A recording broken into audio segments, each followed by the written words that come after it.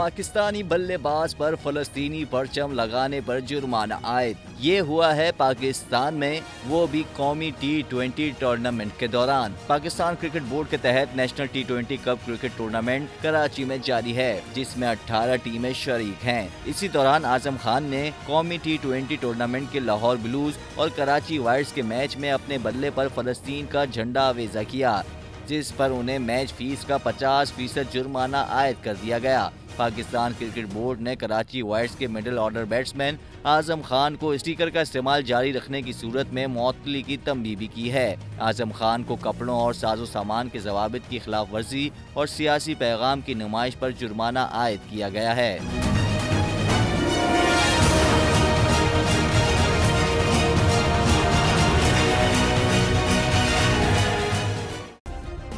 Subscribe करें और bell दबाएं ताकि कोई खबर रह न जाए।